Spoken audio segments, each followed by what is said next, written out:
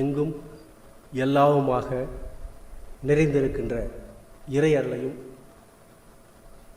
நம்மையெல்லாம் வழிநடத்தி சென்று கொண்டிருக்கின்ற குருமகான் ஆசான் அருள் தந்தை வேதாத்திரி மகரிஷி அவர்களையும் வணங்கி என்னுடைய மாலை உரையை ஆரம்பிக்கின்றேன்.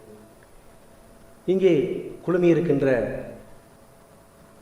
இந்த அடோலசன்ஸ் கேம்பினுடைய ஆசிரியர்களே, இந்த வேதாத்திரிய குழுமத்திலே இன்றைக்கு வேதாத்திரிய மலர்களாக பூத்திருக்கின்ற என் அருமை குழந்தைகளே, உங்கள் அத்தனை பேருக்கும் என்னுடைய மாலை வணக்கத்தை தெரிவித்துக் கொள்கிறேன். வாழ்க வளமுடன், வாழ்க வையகம், வாழ்க வளமுடன். எங்கே ஒருத்தர் முகத்திலையும் சிரிப்பையே காணுமே, பயமா இருக்கா? சாப்பாட்டுக்கு அப்புறம் இப்படி கொண்டு வந்து உட்கார வச்சுட்டாங்களேன்னு பயமா இருக்கா? ஜாலியாக இருக்கீங்களா? நிஜமா? சத்தமே இல்லையப்பா. சூப்பர் சூப்பர் சூப்பர், அருமையாக இருக்கீங்க. எனக்கு இங்கே கொடுக்கப்பட்டிருக்கின்ற தலைப்பு புலன்களின் மேலாண்மை, சென்சஸ் மேனேஜ்மெண்ட் அப்படிங்கிறது தான் தலைப்பு. சென்சஸ், புலன்கள் அப்படின்னா என்னன்னு தெரியுமா உங்களுக்கு? எவ்வளோ பேருக்கு தெரியும்? கை தூக்குங்க. கேள்வியா கேட்கலாமா? மைக் இருக்காங்கம்மா? மைக் இருக்கா? Hand mic. யாரோ ஒருத்தர் எந்திருக்க பார்க்கலாம். என்னென்ன புலன்கள், புலன்கள்னா என்னன்னு சொல்லுங்க பார்ப்போம். யாரு? நீ எழுப்புறீல்ல, நீயே எந்திரி. புலன்கள் என்னன்னு தெரியுமா? தெரியாதா? தெரியும் கூட. மைக் நீ உட்கார், அங்க சொல்ற தம்பி. உறுப்புகள். உறுப்புகள் எது? உறுப்புகள். உறுப்புகள் என்னென்ன உறுப்புகள்? காது, மூக்கு, வாய், அப்புறம் டச் பண்ற ஃபீலிங்ஸ், அப்புறம் வந்து கண்ணு, பார்வை. இதோட ஒத்து போறீங்களா? நிறைய பேர் இந்த ஆன்சருக்கு எவ்வளவு பேர் ஒத்து போறீங்க? Yes, very good, very good. இப்போ நான் சொல்றேன், உட்கார்த்தம்மா, உட்காருங்கடா. இப்போ முதலாவதாக இருக்கிறது தொடு உணர்வு, டச்சிங். இது ஒரு உணர்வு இல்லையா? தொடர்றதை நம்ம தெரிஞ்சுக்கிறோம். இதனுடைய உறுப்பு எது? தோல். சரிங்களா? தோலை தொட்டா உணரக்கூடிய ஒரு தன்மை இருக்கு, அதுதான் தோலினுடைய இது. ரெண்டாவது வந்து சுவை, நாக்கு. நாக்கு இருக்கு இல்லையா? சுவையை அனுபவிக்கக்கூடிய ஒரு விஷயம், டேஸ்ட். ரெண்டாவது புலன். மூணாவது புலன் வாசனை. நுகர்ந்தா உள்ள போய் நமக்கு ஒரு சென்ஸ் கொடுக்குது இல்லையா? நுகர்வு, வாசனை. அதற்கான உறுப்பு வந்து நம்மளுடைய மூக்கு. அடுத்ததா பார்த்தீங்கன்னா பார்வை. நம்ம எதை பார்த்தாலும் நமக்கு காட்சியா தெரியுது இல்லையா? பார்க்குறப்ப அப்படியே நமக்கு காட்சியா தெரியுது இல்லையா? அந்த காட்சி அது வந்து சைட், கண்கள் மூலமாக அந்த உணர்வு நமக்கு கிடைக்குது. இது அடுத்தது. அதுக்கு அடுத்தது கடைசியா இருக்கிறது இன்னொன்று. என்னங்க பாக்கி? யாராவது சொல்ல முடியுமா? காது. Very good, very good, very good. எல்லாம் அறிவோட இருக்கீங்க. Very good. காது சூப்பர். காதுகள் மூலமா, வெரி குட், காதுகள் மூலமா கேட்கக்கூடிய விஷயங்கள். நாங்கள் இந்த உங்களை மாதிரி பசங்களாக இருக்கும்போது என்ன பண்ணுவோம்னா, யாராவது பேச வந்தாங்கன்னா ஒன்றா பிடிக்கலன்னா கை தட்டிடுவோம். அவர் என்ன நினச்சிக்குவார்? நல்லா பேசுகிறாங்க நினச்சி கை தட்டுறாங்க நினச்சி நிறைய நேரம் பேசிடுவாங்க. சில பேர் தான் புரிஞ்சுக்கிட்டு சீக்கிரம் முடிக்கணும் போல இருக்குது அப்படின்னு முடிச்சுட்டு போயிடுவாங்க. ஆனால் எப்படி இருந்தாலும் 4:30 வரலும் உங்களை விட 4:45 வரலும் உங்களை விட போகிறதில்ல. சரியா? Okay, right.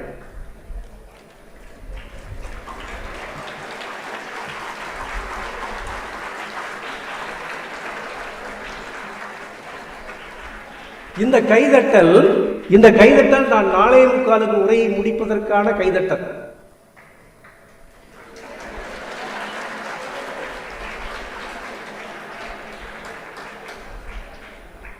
இப்போ இந்த சென்சஸ் அப்படிங்கிறது என்னன்னு தெரிஞ்சுக்கிட்டோம். இதை என்னங்க சார் மேனேஜ் பண்ணுறது? வித்தியாசமாக இருக்கே. டைம் மேனேஜ்மெண்ட், ஸ்டடீஸ் மேனேஜ்மெண்ட், வேறு என்னென்ன மேனேஜ்மெண்ட் இருக்குது, பிஸ்னஸ் மேனேஜ்மெண்ட், இப்படி என்னென்னமோ மேனேஜ் பண்ணுறோம். உங்களுக்குலாம் கிளாஸ்லாம் இருந்திருக்கும். டைம் மேனேஜ்மெண்ட், எப்படி நம்ம டைமை மேனேஜ் பண்ணி ஸ்டடீஸ் கூட இது பண்ணிக்கிறது, இந்த மாதிரி ஸ்கூலில் நிறைய மேனேஜ்மெண்ட் சொல்லியிருப்பாங்க. இது என்ன வித்தியாசமாக சென்சஸ் மேனேஜ்மெண்ட், புலன்களுடைய மேலாண்மை, இது எப்படி அப்படின்னு உங்களுக்கெல்லாம் ஒரு கேள்வி ஏற்படலாம். அதற்கு முதல்ல நம்ம பற்றி நம்ம தெரிஞ்சுக்கணும். இப்போ நம்ம கேட்டால் என்ன சொல்லுவோம்? நீ யாருப்பா? நீ யாரு? யாரோ ஒருத்தர். நீ முதல் ஃபர்ஸ்ட் பட் நீ யாருப்பா? மனுஷன். அப்புறம் என்ன? இதுக்கு மேலே மனுஷனுங்கிறதுக்கு மேலே யாருக்காவது தெரியுமா? எதுப்பா? ஸ்டூடெண்ட். ரைட். வேற?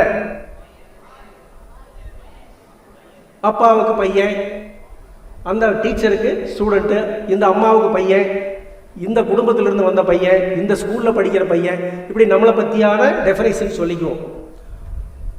ஆனால் அது இல்லைப்பா உண்மையான டெஃபினேஷன். நான் யார் அப்படிங்கிறத முதல்ல தெரிஞ்சுக்கணும். இந்த பூமியில் சுமார் தோராயமாக 85 லட்சம் வகையான உயிரினங்கள் வாழ்ந்துகிட்டு இருக்கு. 1 2 இல்லை. இந்த பூமியில் 85 லட்சம் வகையான உயிர்கள் வாழ்ந்துகிட்டு இருக்கு. அதில் நாமும் ஒரு உயிர். அந்த 85 லட்சத்தில் நாமும் ஒரு உயிர். இந்த 85 லட்சத்தை எப்படி வகைப்படுத்தலாம்? எந்த மாதிரியா வகைப்படுத்தலாம்? Very good. யார் பாது? எக்ஸலன்ட். ஓரறிவு, ஈரறிவு, 3 அறிவு, 4 அறிவு, 5 அறிவு அப்படிங்கிற 5 அறிவு 6 அறிவுங்கிற விதத்தில் நம்ம ஒவ்வொரு உயிரையும், முதல்ல இருக்கிற உயிர் ஓரறிவு கொண்ட உயிர். அந்த உயிருக்கு தொடு உணர்வு மட்டும்தான் இருக்கும். தொட்டால் மட்டும்தான் அது உணர்ந்து கொள்ள முடியும். இப்போ உதாரணத்துக்கு பார்த்தீங்கன்னா மரங்கள், செடிகள், கொடிகள், இதுக்கெல்லாம் ஒரே ஒரு உணர்வு தான். தொட்டால் மட்டும்தான் அதுக்கு தெரியும். வேற எந்த சென்சஸும் இருக்காது. இப்போ நீங்கள் மரத்தை வெட்டினீங்கன்னா அதிலிருந்து அந்த பால் வரும். அது மறுபடியும் வளர்கிறதுக்கான ஒரு இது இருக்கும். அதை தான் நம்ம சொல்கிறோம் ஒரு அறிவு கொண்ட ஒரு உயிர்னு சொன்னால் மரம், செடி, கொடி இதெல்லாம் தான். அடுத்தது ஈரறிவு. தொடு அறிவோட இன்னொரு உணர்வும் சேரும். ஏன்னா அது சுவை. தொடு உணர்வோடு சுவையும் சேரும்பொழுது அது ஈரறிவு கொண்ட உயிரினமாக மாறுது. அது என்ன? உதாரணத்துக்கு பார்க்க சொன்னால் நத்தை சொல்லுவாங்க. அது சுவைக்க தெரியும், அடுத்ததா தொட்டா தெரியும். இந்த 2 விஷயங்கள் தான் நத்தைக்கு இருக்கு. மூன்றாவதா 3 அறிவு. தொடு உணர்வு, சுவை உணர்வு, அடுத்தது மனம், வாசனை. இதற்கு உதாரணம் சொல்ல முடியுமா? எறும்பு. பியூட்டிஃபுல். யார் அது? Super super super super. எறும்பு. இன்னும் உதாரணங்கள் இருக்கு, நீங்க கூகுள் பண்ணி பார்த்துக்கோங்க. கூகுள் பண்ண தெரியும் இல்லையா? அது தெரியாம இருக்க முடியுமா? அப்போ எறும்பு. அடுத்ததாக 4 அறிவு. தொடுதல், வாசனை, சுவை, அது கூட பார்வைன்னு ஒன்று வரும். 4 அறிவு.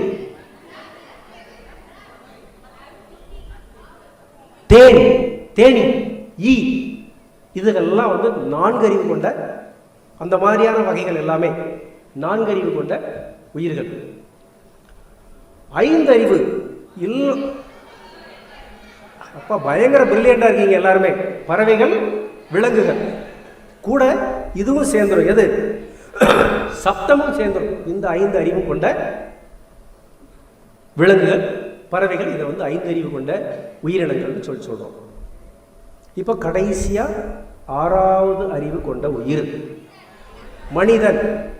இந்த 6வது அறிவை வச்சு நம்ம என்ன பண்ணலாம்?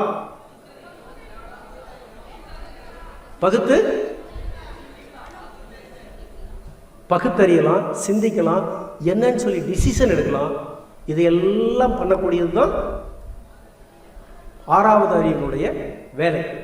அப்போ இந்த ஓரறிவு கொண்ட உயிர், ஈரறிவு கொண்ட உயிர், மூகறிவு கொண்ட உயிர், நான்கறிவு கொண்ட உயிர், ஐந்தாவது அறிவு கொண்ட உயிரை விட பல மடங்கு உயர்ந்தவர்கள் நாம் இல்லையா? அவைகளுக்கெல்லாம் என்ன தெரியாது? நான் ஒரு உயிர், எனக்கு இத்தனை அறிவு இருக்குதுன்னே அதுக்கு தெரியாது. நமக்கு மட்டும்தான் நம்ம கிட்ட என்ன இருக்கு, என்னென்ன விஷயங்கள் இருக்கு, ஓரறிவு உயிர்னா என்ன, ஈரறிவு உயிர்னா என்னன்னா அத்தனையும் நம்ம தெரிஞ்சுக்க முடியும். அந்த குவாலிட்டி மனுஷங்கிட்ட மட்டும்தான் இருக்கு, வேற யாருக்கிட்டையும் கிடையாது. சரிங்களா? இது எதுக்காக நமக்கு இந்த ஆறாவது அறிவுங்கிறது எதற்காக இருக்க முடியும் சொல்லுங்க பார்ப்போம். டெசிஷன் எடுக்க எதுக்காக டெசிஷன் எடுக்கிறோம்? எது? வாழ்க்கையை சீராக அமைத்துக் கொள்வதற்காக, இயற்கையை உணர்ந்து கொள்வதற்காகவும், இயற்கையை ரசிப்பதற்காகவும், நம்மை நாமே உயர்த்தி கொண்டு மற்ற உயிர்களையும் இந்த இயற்கையையும் வாழ வைப்பதற்காக இறைவன் கொடுத்த வரம் இந்த ஆறாவது அறிவு. அவர் பாருங்க தூங்குறாரு, தூக்கம் வந்துருச்சு அவரு இல்லையா? ஆறாவது அறிவு கொடுத்துருக்காங்க. இப்போ ஒரு கதை சொல்லலாம்.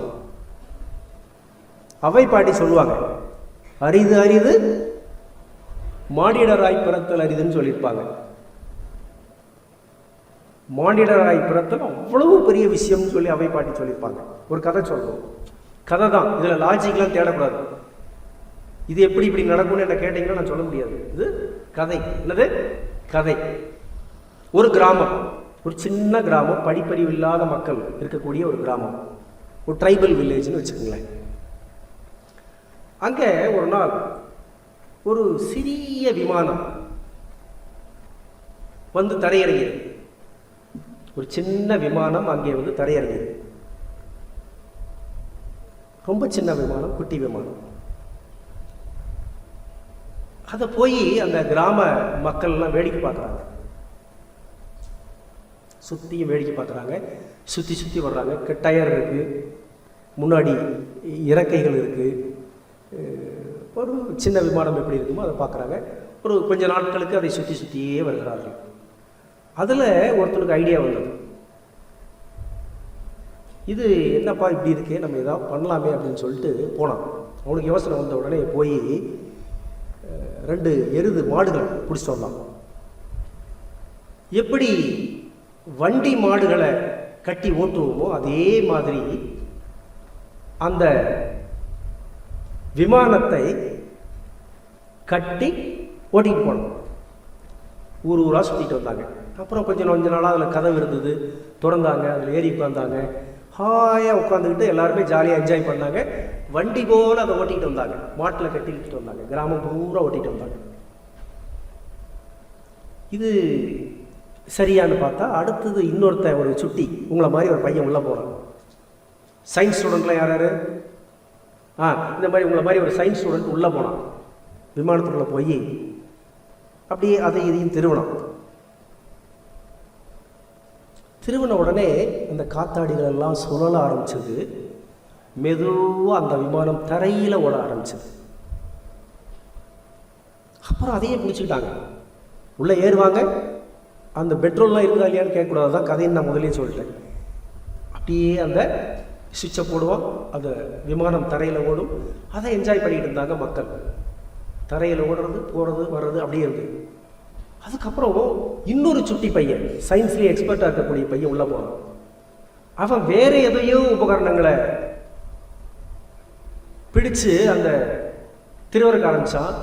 அந்த விமானம் மெல்ல மெல்ல மேலே எழும்பி பறக்க ஆரம்பிச்சது. விமானம் என்பது பறப்பதற்காக செய்யப்பட்டது இல்லையா? அந்த விமானத்தை மாட்டை பூட்டி இழுத்து கொண்டு போது பெருமையா? நினைச்சு பாருங்க.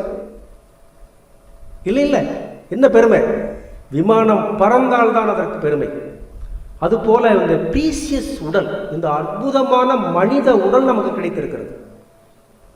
இதை உயர்ந்த அளவிலே நாம் பயன்படுத்த வேண்டும். என்ன? Make yourself as your best version. உன்னிலேயே ஆகச் சிறந்தவனாக உன்னை உயர்த்திக் கொள்ள வேண்டும். அப்பதான் அதுக்கு பெருமை, மனிதனாக பிறந்ததற்கான பெருமை. இது என்னமோ சொல்லுவாங்களே கிராமங்களில் பழமொழி, வென்றதை தின்றுவிட்டு வழி வந்தால் சாவான்னு ஒரு பழமொழி இருக்குல்ல. ஏதோ சாப்பிட்டோம், பொழைச்சோம், போனோம், பள்ளிக்கூடம் போனோம், படித்தோம், ஏதோ ஒரு வேலைக்கு வாங்கினோம், போனோம்னு இருக்கக்கூடாது. என்ன வேணும்? இந்த மனிதனாக பிறந்ததற்கு இந்த உறுப்பை பயன்படுத்தி மிக உயர்ந்த நிலையை நாம் அடைய வேண்டும். அதுதான் ரொம்ப முக்கியம். அது எப்படி பாசிபிள் அப்படின்னு கேட்டால் எல்லாத்துக்கும் பாசிபிள். உனக்கு மட்டும் இல்லை, உனக்கு மட்டும் இல்லை, உனக்கு மட்டும் இல்லை, எல்லாத்துக்குமே அது பாசிபிள். எல்லாருமே மனிதர்களில் உயர்ந்த மனிதர்களாக வரலாம். வேதாத்திரி மகரிஷி எடுத்துக்கங்க, உலகத்துக்கே வழிகாட்டினார். அவரும் நம்ம போல உறுப்புகள் தானே அவருக்கு இருந்தது இல்லையா? இப்போ இங்கே தான் நமக்கு நம்ம பற்றியும் நம்மளுடைய சென்சஸை பற்றியும் தெரிஞ்சு கொள்ள வேண்டிய அவசியம். சரிங்களா? இப்போ ஒரு சின்ன ஒரு பயிற்சி. இப்போ நம்ம எங்கேயோ டூர் போயிருப்போம், கொடைக்கானல் போயிருப்போம், ஊட்டி போயிருப்போம், ஃபாரின் ட்ரிப் கூட போயிருப்போம். பட் நமக்குள்ளேயே ஒரு ட்ரிப் செய்யுமா? சரி, எல்லாரும் கண்ணை மூடுங்க, நேராக ஸ்ட்ரைட்டாக உட்காருங்க, ரிலாக்ஸாக இருங்க. Be relaxed. நேராக உட்காரும், முதுகு தண்டு வளையக்கூடாது. B relaxed.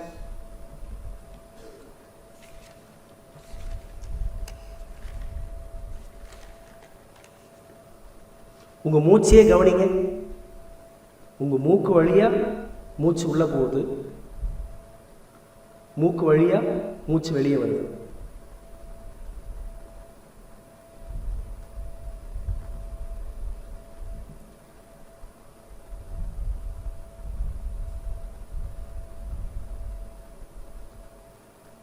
ரிலாக்ஸ்ட்.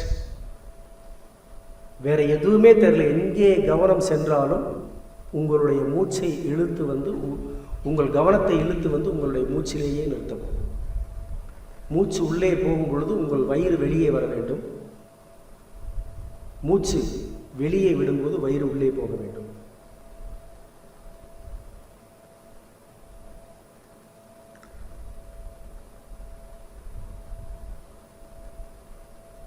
ரொம்ப அற்புதமாக இருக்கும், என்ஜாய் பண்ணி பண்ணலாம். மூச்சை மட்டும் கவனிங்க.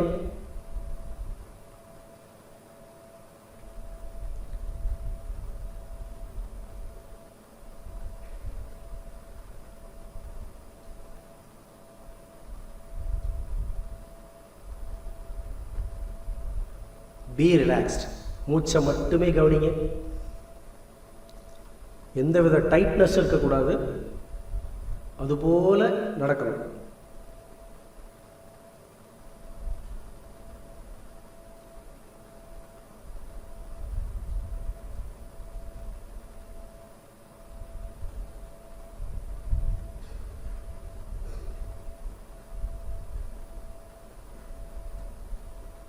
அப்படியே மெதுவாக உங்களையே பாருங்கள். நம்மளுடைய தலைப்பகுதி, கண்ணை மூடிக்கிட்டே இருக்கு. தலைப்பகுதி, தலையில் கண்கள், மூளை, மூக்கு, வாய், பல், இப்படி எல்லாம் இருக்கு. அதற்கு அடுத்தது அப்படியே கீழே வாங்க. கழுத்து,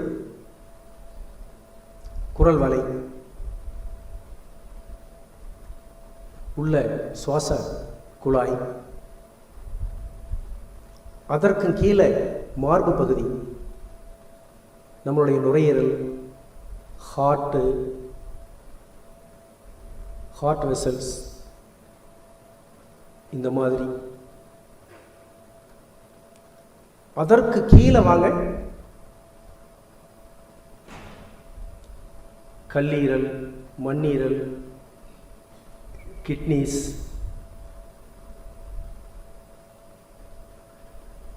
உள்ள சிறுகுடல், பெருங்குடல், பித்தப்பை, மலக்குடல்.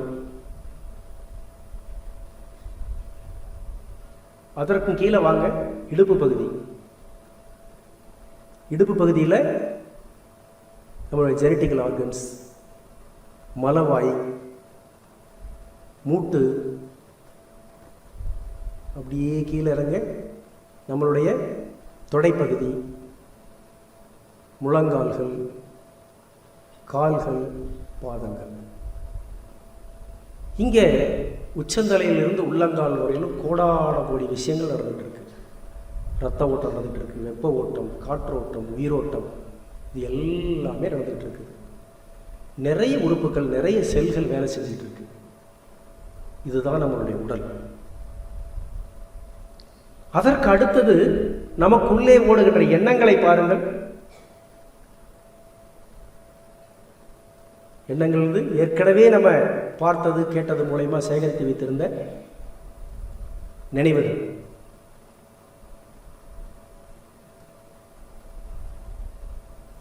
அல்லது புதுசாக சேர்க்கக்கூடிய நினைவுகள், அல்லது நாளைக்கு என்ன நடக்க போகுதுன்னு பண்ணுற பிளான்கள். இப்படியாக நம்மளுடைய எண்ணங்கள் ஓடிக்கொண்டே இருக்கிறது. அதுதான் மனசுன்னு சொல்றோம்.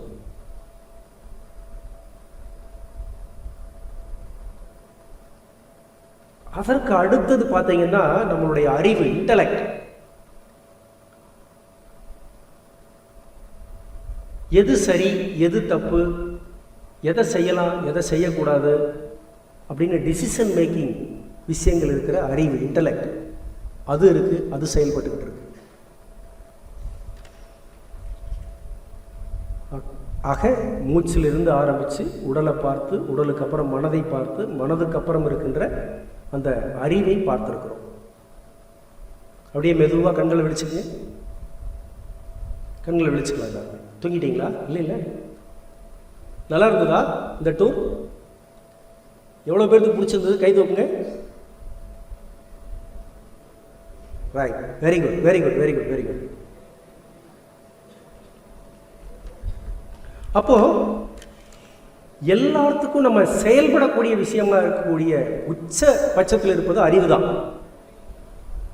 அறிவு தான் எல்லாத்தையும் செயல்பட வைக்கிறது. ஒரு இங்கிருந்து நம்ம ஊருக்கு போகணும்னா பஸ் ஏறி போகணும், இதை செயல்படுத்த வைக்கிறது அறிவு. அதே மாதிரி ஆலியாருக்கு வரணும்னு முடிவு செஞ்சால் ஊரில் இருந்து இங்கே வர வேண்டியது அறிவு. இன்னைக்கு ஸ்கூலுக்கு போகணும்னு முடிவு செய்ய வேண்டியது இருந்ததா அந்த முடிவு எடுக்கக்கூடியது அறிவு. எதையெல்லாம் நீங்கள் செய்ய வேணுங்கிறீங்களோ அதுக்கெல்லாம் செய்யக்கூடிய விஷயங்களை செய்வது அறிவு தான். இந்த அறிவு இண்டிபெண்டா செயல்படுதா, அல்லது இதற்கான சோர்சஸ் எங்காவது இருக்குதா? கம்ப்யூட்டர் மாதிரி டேட்டா எங்காவது இருக்கா? யாருக்காவது தெரியுமா? நம்ம செயல்படுறோம், டெய்லியும் டிசிஷன்ஸ் எடுக்கிறோம். இதை செய்யலாம்னா இதை செய்யக்கூடாதுன்னா செய்யாமல் இருக்கிறோம்.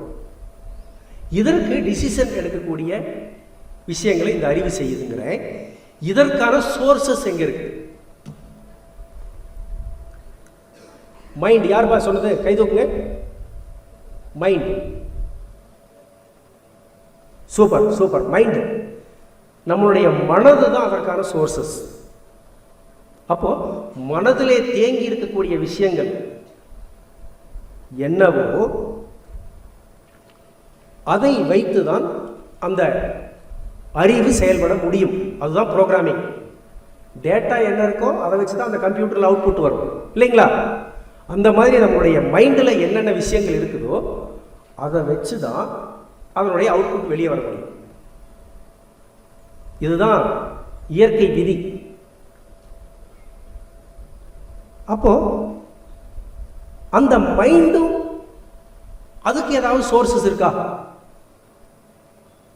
இப்போ மைண்டு விஷயத்தை இன்டலெக்ட் அறிவுக்கு கொடுக்குது, அந்த அறிவு செயல்படுது நம்ம பார்த்தோம். அப்போ அந்த மனதுக்கு எங்கிருந்து விஷயங்கள் கிடைக்கிறது? எதுப்பா? மைக் இருக்காங்க? மைக் தம்பி கொடுங்கப்பா.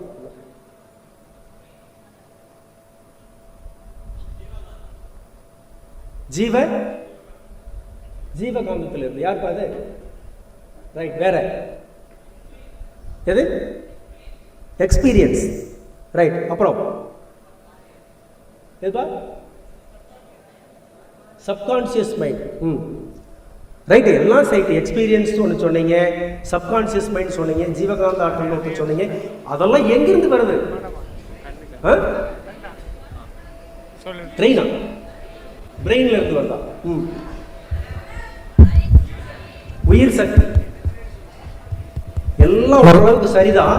ஆனா சரியான ஆன்சர் என்னன்னு கேட்டீங்கன்னா, ஹலோ பிரபஞ்சம் மனதுக்கு இந்த ஐம்புலன்கள் சொன்னேன் இல்லையா, ஐம்புலன்கள் அதன் வழியாக செல்கிற விஷயங்கள் தான் அந்த மைண்டுக்கான விஷயங்கள். சோர்சஸே அதுதான். இப்போ எப்படி தோல் வழியா தொடு உணர்வு கொடுக்குறோம், அந்த தொடு உணர்வு மைண்டுக்குள்ளே போகுது. போன உடனே அது உணர்வாக மாறி ஒரு சோர்ஸாக மாறி ஒரு விஷயமா அங்கே அடங்கி போயிடுது. இப்போ ஃபார் எக்ஸாம்பிள் ஒரு ஏசி ஹால், கம்ஃபர்டபுளான சோஃபா, அப்படியே ஹாயாக உட்காந்துருக்கும், அது ஒரு சுகம் கொடுக்கும் இல்லையா? அங்கே உட்கார்ந்தால் ஒரு சுகம் அப்படிங்கிற விஷயத்தை மைண்டு கொடுக்கக்கூடியது எது? அந்த தொடு உணர்வு அப்படிங்கிற விஷயம். அதே மாதிரி நாக்கின் மூலமாக சுவையை உணர்வாக கொண்டு உள்ளே போய் சோர்ஸஸாக மாறி உள்ள டேட்டாவாக என்ட்ரி ஆகிடும். எப்படி இப்போ நாளைக்கு ஒரு ஒரு என்ன என்ன பெஸ்ட் கேக், என்ன கேக்கு சுவையான கேக்? ஸ்ட்ராபெரி. ஒவ்வொருத்தரும் ஒன்று சொல்கிறீங்க.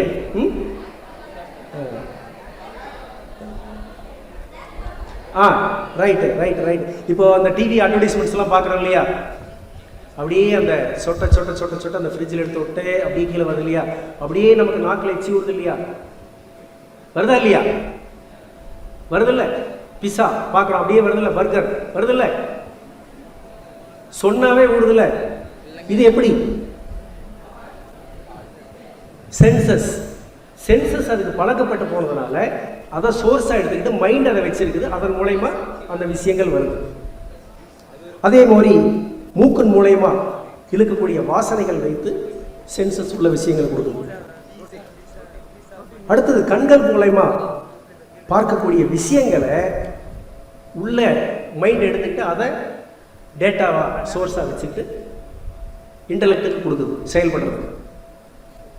அதே மாதிரி காதுகள் மூலமாக கேட்குற விஷயங்களை அந்த மைண்ட் எடுத்துக்கிட்டு உள்ளே கொண்டுட்டு போய் வச்சு அதை செயல்படுத்துது. அப்போது இந்த ஐம்புலன்கள் வழியாக உள்ளே செல்கிற அத்தனை விஷயங்களும் மைண்டுக்கு சோர்ஸாக அமைந்து அதன் மூலமாக இன்டலெக்ட், அறிவு செயல்படுகிறது. இதுதான் இயற்கை. இதை ஒத்துக்கிறீங்களா? ஒத்துக்காதவங்க யாரும் இருக்கீங்களா? ஒத்துக்காதவங்கன்னா கை தூக்கு பார்ப்போம். இல்லை, இந்த ஐம்புலன்கள் வழியாக உள்ளே போகிற விஷயங்கள் தான் உள்ளே சென்று விஷயங்களை கொடுக்குது. இங்கே தான் நம்மளுடைய டாபிக் வருது, சென்சஸ் மேனேஜ்மெண்ட் அப்படிங்கிற டாபிக் வருது. இப்போ இந்த புலன்கள் வழியாக உள்ளே செல்கின்ற விஷயங்கள் உயர்ந்ததாக இருந்து பெஸ்ட் திங்ஸாக இருந்து உள்ளே சென்று அது சோர்ஸாக இருந்து நம்மளுடைய அறிவை செயல்பட வைக்குமேயானால் நம்ம ஒரு பெஸ்ட் வெர்ஷனாக வரணும். ஒரு நல்ல மகனாக, நல்ல சகோதரனாக, நல்ல மாணவனாக, இந்த நாட்டுக்கான நல்ல குடிமகனாக நம்ம வருவோம். ஆச்சுங்களா? இதுதான் அந்த சென்சஸ் மேனேஜ்மெண்ட்னு நம்ம சொல்கிறோம். ஒரு கதை சொல்லுவோம். ஒரு ஷிப்பில் ஒரு லாங் ஜேர்னி, அந்த லாங் ஜேர்னி போகக்கூடிய ஷிப்பில்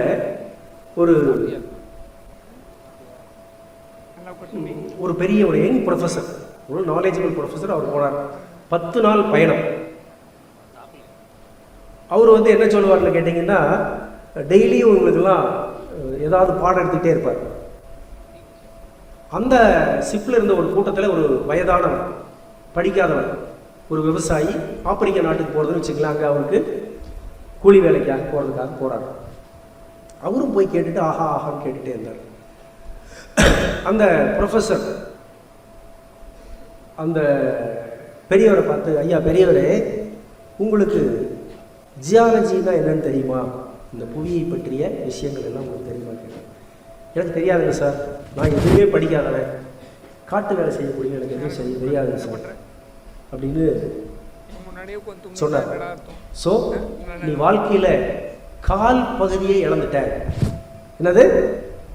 கால் பகுதியே நீ இழந்துட்ட அப்படின்னு சொல்லி அந்த ப்ரொஃபஸர் சொல்கிறார். ஐயையோ, நம்ம கால் பகுதி வாழ்ந்ததே வேஸ்ட் அப்படின்னு சொல்லி அந்த பெரியவர் நினச்சிட்டு இருக்காரு. அடுத்த நாள் அந்த ப்ரொஃபஸர் கேட்குறாரு, உங்களுக்கு ஓசனாலஜி தெரியுமா, கடலை பற்றிய படிப்பு இருக்கிறதா, அறிவு இருக்கிறதான்னு கேட்டார். ஐயா, தண்ணியை தான் நான் பார்த்துருக்கேன், நான் ஏற்கனவே உங்களுக்கு சொன்னேன், எனக்கு எந்த அறிவும் கிடையாது, நான் படிக்கவும் இல்லைன்னு சொன்னேன்.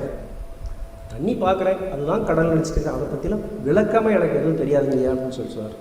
போ, நீ அடுத்த ஒரு 25% வாழ்க்கையும் வேஸ்ட் பண்ணிட்டேன் அப்படின்னு உடனே அந்த பெரியவருக்கு வருத்தமாக போச்சு. ஆஹா, நமக்கு அதுவும் வேஸ்டாக போச்சே, பாதி வாழ்க்கை இல்லாமல் போச்சு அப்படின்னு நினச்சிட்டு இருந்தார். அதற்கு அடுத்த நாள் கிளாஸ் எடுத்துகிட்டு அந்த ப்ரொஃபஸர் கேட்குறாரு, dynamic professor, young professor, best knowledge. அவர் கேட்குறாரு, உனக்கு இந்த மெட்ரலாலஜி பற்றி தெரியுமா, அதாவது இந்த மழை வெதர்ஸ் இதை பற்றியெல்லாம் தெரியுமா? அதெல்லாம் எனக்கு தெரியாதியா. நீங்கள் ஏன் திருப்பி திருப்பி இப்படி கேட்குறீங்க? நானே பட்டி காட்டான், கூலி வேலை செய்கிறவன், மழைக்கு கூட பள்ளிக்கூடத்து பக்கம் ஒதுங்கிறது இல்லை, இப்படி கேட்டிங்கன்னா எப்படின்னு சொன்ன உடனே, ஸோ நீ 75% ஆஃப் தி வாழ்க்கை வாழ்ந்ததுக்கு அர்த்தமே இல்லை, போயா அப்படின்ட்டார் ப்ரொஃபஸர். அவன் நொந்து போய் உட்கார்ந்துருந்தான். அப்படி நொந்து போய் உட்கார்ந்துருக்கும் போது ஒரு நாள் ரெஸ்ட். அதற்கு அடுத்த நாள் காலையில் அந்த விவசாயி ஒடியாந்தான். Sir professor, sir professor, sir professor, ஏன் பதறி போய் ஓடி வர, உங்களுக்கு சும்மாலஜி தெரியுமா அப்படின்னு கேட்டார். அது என்னது சும்மாலஜி அப்படின்னு கேட்டார். நீச்சல் தெரியுமா? ஐயோ, நான் எனக்கு தெரியாது அப்படின்னாரு. இல்லைங்க, இந்த சிப்பு ப்ரோக் ஆயிடுச்சு, உடஞ்சி போச்சு, இப்போ மூழ்கு போகுது, உங்களுக்கு தெரியுமா? ஐயோ, எனக்கு நீச்சல் தெரியாது அப்படின்னு அந்த ப்ரொஃபஸர் சொன்னார். சொன்ன உடனே, போ, நீ மொத்தத்தையுமே இழந்துட்ட, நான் 75% சொன்னேன், எனக்கு நீ மொத்த லைஃபையே இழந்துட்ட, நாங்கள்லாம் நீஞ்சி அடுத்த கரைக்கு போயிட போகிறோம் அப்படின்னு சொல்லி அந்த பெரியவர் சொன்னார். இது கதை. இதிலிருந்து நம்ம என்ன புரிஞ்சுக்கணும்னா, நம்ம எத்தனை படிப்பு வேணாலும் படிக்கலாம், நம்ம அறிவுக்கு கொடுக்கலாம். கலெக்டர் ஆகலாம், இன்ஜினியர் ஆகலாம், டாக்டர் ஆகலாம், என்ன வேணாலும் ஆகலாம். ஆனால் இந்த சென்சஸ் மேனேஜ்மெண்ட் இல்லைன்னா அத்தனையும் வேஸ்ட். அதான் உண்மை. இப்போ அது எப்படிங்கிறத நம்ம பார்ப்போம்.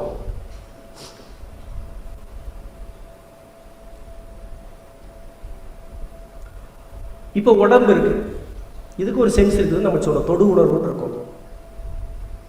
எதற்கும் இந்த உடம்பு தயாராக இருக்கணும். மழையிலையும் நனையிறதுக்கு தயாராக இருக்கணும், வெயிலையும் காயறதுக்கு தயாராக இருக்கணும்.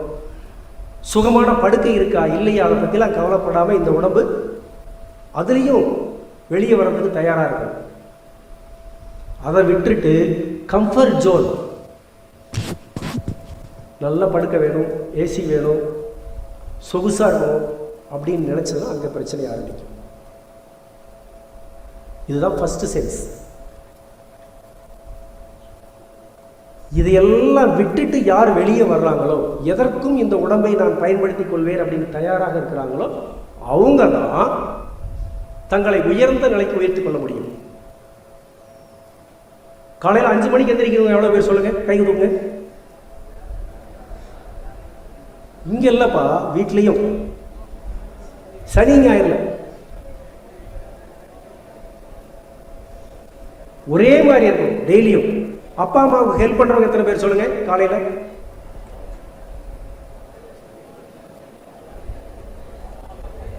நம்மளுடைய வேலையை நம்மளே செஞ்சுக்கணும். அம்மா எவ்வளோ ஒர்க் பண்ணுவாங்க, வேற ஏதாவது அவங்களுக்கு வேலை இருக்கும். வீட்டில் நம்ம எந்திரிச்ச உடனே படுக்கைகளை மடித்து வைக்கிறது, இந்த மாதிரி சின்ன சின்ன வேலைகள் உதவி செய்கிறவங்க எத்தனை பேர்? ஸோ இது ஒரு சென்ஸ். தொடுதல் அப்படிங்கிற நம்ம உடம்பை வைத்துக்கொண்டு சுகங்களை காணக்கூடாது. அதை பயன்படுத்தி எந்த பொட்டன்சியலில் எவ்வளவு அதற்கு வேலை கொடுக்க முடியுமோ அவளை கொடுக்கறது தான் இந்த ஃபர்ஸ்ட் சென்ஸ். ரெண்டாவது சுவை. அப்படியே ஐஸ்கிரீம் பேசணும் இல்லையா, நினைச்சதெல்லாம் பிடிச்சதெல்லாம் சாப்பிட்டா என்ன ஆகும்? காலையில் 1 கிலோ ஐஸ்கிரீம், அப்புறம் 1 கிலோ முட்டை, 1 கிலோ. மதியம் 1 கிலோ சிக்கன்,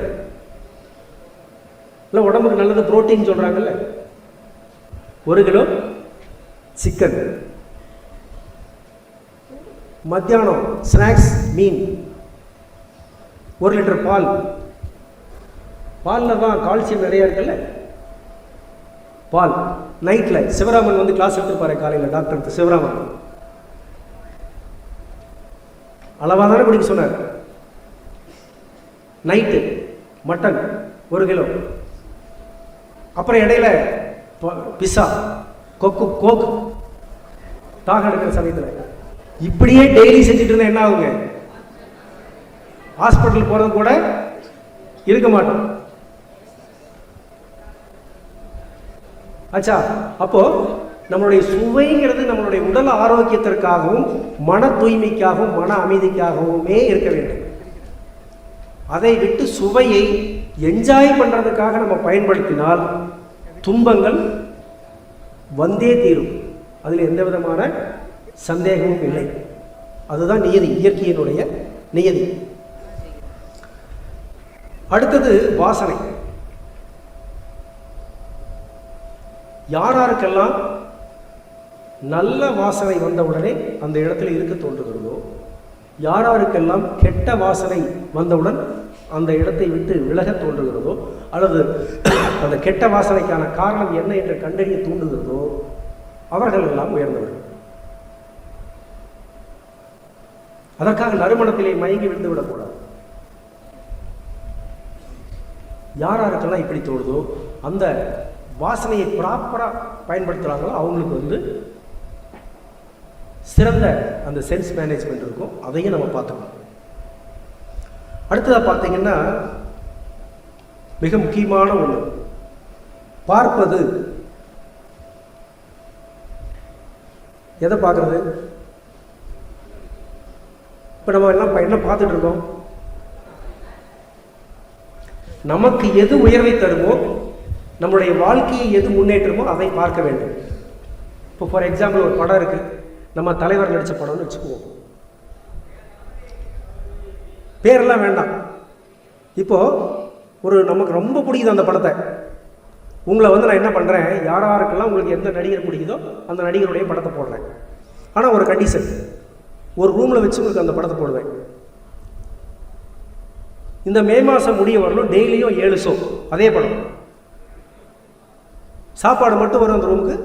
படம் முடிஞ்ச உடனே படம் ஆரம்பிக்கும். நீங்கள் கண்ணை மூடுறீங்கன்னா ஊசியில் குத்துவேன். இப்படியே 30 நாளைக்கு பார்க்க முடியுமா? யார் சொல்லுங்க, யார் பார்க்க தயாரா இருக்கீங்க சொல்லுங்க. ஒரே ஒருத்தர் இருக்கார், நண்பர், கடைசியாக கிட்ட வாங்க, உங்க பேர் என்ன சாமி? அப்போ நமக்கு எது உயர்வானதோ அதுக்கு என்னைக்கு சந்தோஷத்தை கொடுக்கணும். 24 hours நமக்கு சந்தோஷத்தை கொடுக்கணும். அப்படி கொடுக்குதா? இல்லை. இன்னொன்று பார்த்தீங்கன்னா இது ஒரு பயங்கரமான வியாபாரம். இப்போ ஒரு சினிமா நடிகர் எடுத்துக்கலாம், யார் வேணாலும் வச்சுக்கீங்க, உங்களுக்கு யாரோ ஒருத்தர் பிடிக்குதோ அவங்களே எடுத்துக்கலாம். அவங்ககிட்ட எவ்வளோ பணம் இருக்கு? கோடி, 1000 கோடி, 2000 கோடி, 3000 கோடி. இந்த படம் இவ்வளவு வசூல் பண்ணிருச்சுன்னு நியூஸை பார்த்துட்டு நம்ம சந்தோஷப்படும் இல்லையா? இந்த பணம் எங்கிருந்து வந்ததுங்க? நம்ம பணம் தான். அவங்க சைக்காலஜியில் என்ன பிளான் பண்றாங்கன்னா, இப்போ சின்ன பசங்க 14 வயசுக்கு மேல இருக்கிற பசங்களாம் கை தூக்குங்க. எல்லாருமே தான். சரி, 18 வயசுக்கு மேல இருக்கிற பசங்க என்ன பண்றாங்க? இந்த சின்ன பசங்களுக்கு எதெல்லாம் பிடிக்கும்னு தேடுறாங்க. அதுக்கெல்லாம் சைக்காலஜிஸ்ட் எக்ஸ்பர்ட்ஸை வச்சு ஸ்டடி பண்றாங்க. அந்த பசங்களுக்கு என்ன பிடிக்குதோ அதை சினிமாவாக கொடுக்குறாங்க. பெரியவங்க பாட்டிகள்லாம் இருக்காங்க, சீரியல் போட்டு அழ வைக்கிறது. கொஞ்சம் பேருக்கு காமெடி, அதை போட்டு சிரிக்க வைக்கிறது. இதுக்கெல்லாம் பயங்கர பிஸ்னஸ் மோட்டிவ் இருக்கணும், மைண்ட் இருக்கு. அதையெல்லாம் வச்சு பிளான் பண்ணி நம்மகிட்ட 100-200 பிடுங்குறாங்க. பிடுங்க என்ன ஆகுது? என்ன ஆகுது? பல கோடிகள் ஆகுது. நீங்க சொல்லுங்களேன், எந்த நடிகராவது, நடிகையாவது, அல்லது ஒரு கலைஞராவது கலை சேவை செய்து மக்களுக்காக வாழ்ந்து சாப்பாட்டுக்கு வழி இல்லாமல் ரோட்டிலேயே செத்து போனான்னு யாராவது சொல்ல முடியுமா? கை தூக்குங்க, சொல்லுங்க. காமராஜர் நடிகர் இல்லப்பா, இருந்தாருப்பா, இருந்தார். கப்பல் ஓட்டிய தமிழர், 100 வருஷத்திற்கு முன்னாடி அவருக்கு கோடிக்கணக்கான சொத்து. வ.உ. சிதம்பரம் பிள்ளை அத்தனை சொத்தையும் கப்பல் ஓட்டுவதற்காக தியாகம் செய்து இழந்து கடைசியிலே சாகும்போது நடு ரோட்டிலே செத்து போனார். பார்க்கறக்கே யாரும் இல்லை, அனாதையா செத்து போனார். எதற்காக?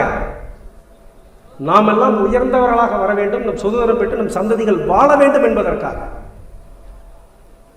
அப்படிப்பட்ட நாட்டிலே நம்மிடமே பணம் சுரண்டுவதற்கு ஒரு கும்பல் தயாராக இருக்கிறது.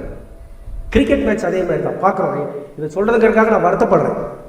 நானும் ஒரு மேட்ச் பிரியர் தான். பார்க்குறோம், சந்தோஷப்படுறோம். அவனுக்கு ஒரு 6 இருக்கு, 1 கோடி ரூபா 1 லட்சம் ரூபா கொடுக்குறான். வெதர் இட் பெனிஃபிட்ஸ் யூ, பயன் தருதா? சினிமாக்களை பார்த்து, கிரிக்கெட்டை பார்த்து நான் இந்த வாழ்க்கையிலே உயர்ந்து போனேன், உச்சத்துக்கு வந்தேன் என்பதுக்காக எந்த ஸ்டூடெண்டாக இருக்கீங்களா சொல்லுங்க பார்ப்போம், கை தூக்குங்க. நீ வாழ்க்கையிலே உயர வேண்டும் என்றால் உயர்ந்த விஷயங்களை தான் பார்க்க வேண்டும். தப்பு இல்லை, அப்பப்போ பொழுதுபோக்குக்காக 1-2 பார்க்கலாம். அதற்கு அடிமையாகி அவர்கள் பணம் சம்பாதிப்பதற்கு நாம் வழிவகை செய்து கொடுக்க கூடாது அப்படிங்கிறதா என்னுடைய வேண்டுகோள். அதான் எஸ்பெஷலி உங்களை மாதிரி இளைஞர்கள்ட்ட. சரியா தப்பா நான் சொல்றது? சத்தமே இல்லையே. ரைட். இனிமேல் நாம் யாருக்கும் மனோரீதியாக அடிமையாக மாட்டோம். அதே போல அவங்களுடைய வருமானத்திற்காக நாம் பாடுபட மாட்டோம் என்று உறுதி கொள்வோம்.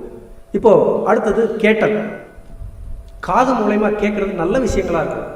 மற்றவங்களை பற்றி தப்பாக பேசுறது, அதில் அவன் மோசம் இவன் மோசம்னு சொல்றது, இந்த விஷயங்கள்லாம் நம்மளுடைய காதுகளுக்கு வரக்கூடாது. இப்போ ஒரு சினிமா பாட்டு இருக்கு, ரொம்ப பிடிச்ச பாட்டு எல்லாத்துக்கும் இருக்கும் இல்லையா? யாராவது அந்த மாதிரி பாட்டு இருக்கான்னு சொல்லுங்க, நான் பாட சொல்ல மாட்டேன், கை தூக்குங்க. இந்த படத்தினுடைய பாட்டு எனக்கு ரொம்ப பிடிக்கும், எக்ஸலண்ட் அப்படின்னு நினைக்கிறது. கடைசி பெஞ்ச் வாங்க, கை தூக்குங்க, எந்திரிங்க. ரைட், அவர்கிட்ட மைக் கொடுங்க.